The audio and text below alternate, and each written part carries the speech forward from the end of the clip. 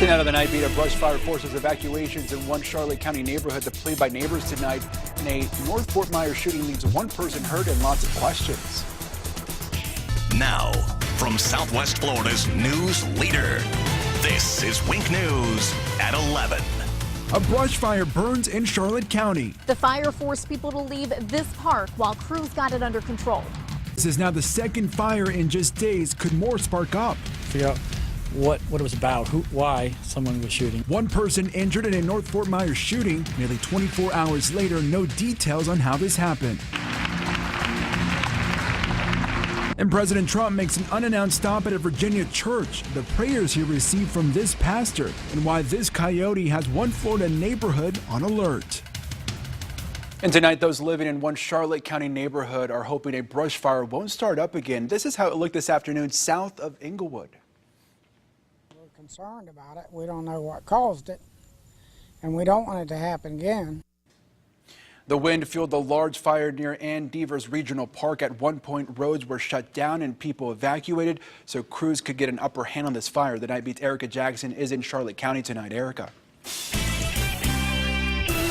The fire is now. And let's get right on over to WINK News meteorologist Zach McLeod. He is keeping an eye on those conditions right now. Zach. Yes, John Carlos. In fact, you heard. Two police officers in Pembroke Pines shot at, and tonight one man is in jail facing charges of trying to hurt them. Police say it all started as a disturbance called a movie theater. The suspect shot at police and ran. After an hour standoff, he was arrested. No word if the suspect was hurt.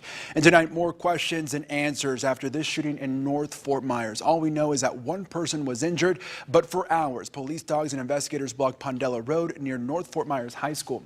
The Night Beat's Anika Henniger spoke to neighbors. Now, Anika, what do they know? John Carlos, they don't know much. Well, thank you, Anika. A missing child alert issued for this 5-year-old. This is Caden Williamson. He was last seen in Delray Beach. Investigators believe he was traveling with this woman, Hilda Lewis. They were last seen in a 2009 green Chrysler Sebring with Tennessee license plate R8E55L. If you know them or have seen them, call 911. A controversial motion filed in the Lee Coe case. His attorneys filed a motion to recuse Judge Margaret Steinbeck from this case. Cole says he fears the judge won't give him a fair trial. He was charged with manslaughter and faces up to 30 years in prison. The former Punta Gorda police officer mistakenly shot 74-year-old Mary Knowlton during a demonstration. He thought the gun was loaded with blanks. His trial date has not been set. And the trial for a man accused of posing as an Uber driver to assault an FGCU student will begin tomorrow. The victim says she got into Willie Faust's car thinking it was her Uber driver. Investigators say Faust raped her and left her on campus. Officers arrested him months later after DNA linked him to the crime. He is charged with sexual assault.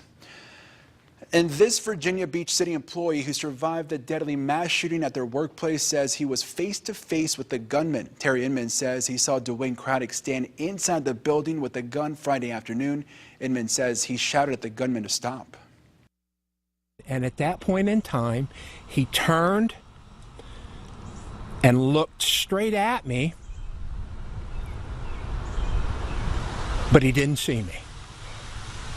Looked straight in my face, and he did not see me standing there. Because he didn't raise the gun, he didn't even make an indication that he saw anyone there. Wow. Well, 12 people were killed in the shooting. Craddock died in a shootout with police. Investigators said Craddock resigned by email hours before the shooting. And President Donald Trump made an unannounced stop at a church in Northern Virginia in the wake of the mass shooting. During his visit, the pastor asked God to give the president wisdom to lead our country. The president did not speak, nor was there any mention of the shooting during the president's time there. He made the stop after playing golf at his club in Virginia. And more woes for Boeing. The company says some of its 737 planes could have faulty parts on their wing here. The problem is with the part known as a slack track assembly on the wing of the plane. Boeing says the part could crack or fail. The FAA said such a failure would not bring a plane down, but it could damage the plane. It's the latest problem the company faces in the wake of 2 deadly crashes. And tonight, new video showing the chaotic moments after a Boeing 737 skidded into the St. Johns River. You can see the massive first responder presence there. All 143 people on board survived, but 3 pets died who were in the cargo of the plane. Investigators say the plane overran the runway and was going faster than it should have.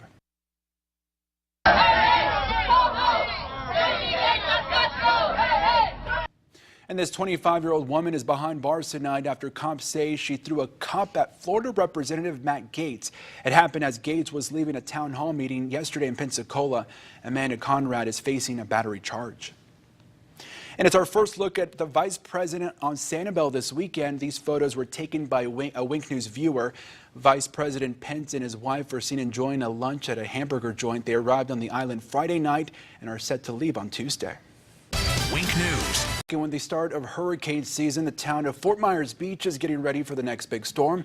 Tomorrow, the town council will be presented updates to their comprehensive emergency management plan. It will include a list of pre-disaster preparations and town resources. And you yourself can get ready. Florida's tax-free holiday on hurricane supply runs until Friday. You can go to the WINK News app to see the list of items you can save money on. And don't forget to grab your free copy of this year's WINK Hurricane Guide. You can find it at your nearest Publix. And the waters along the Arkansas River finally going down tonight, but not before leaving lots of communities surrounded by this water here. The Nightbeat's Allie Lynch spoke to neighbors about the steps they're taking during this historic flooding. I know it's just materialistic things.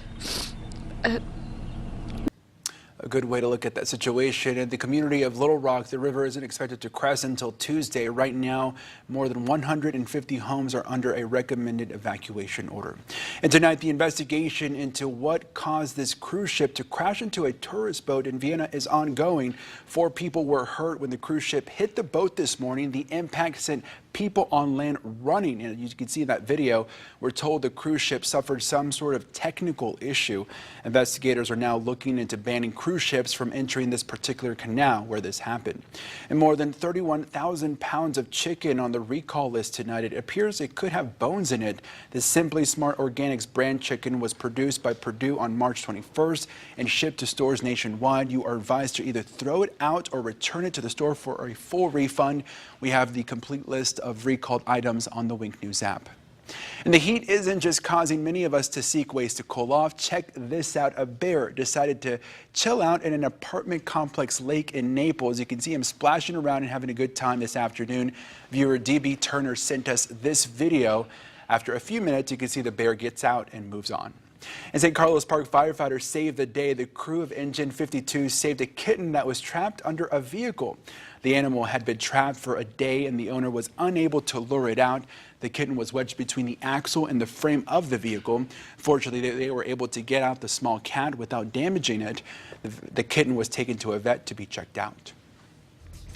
A delivery man shot in the head and survives. He explains how this all happened. An valedictorian banned from speaking at his graduation, why he says he's not being allowed to address the crowd.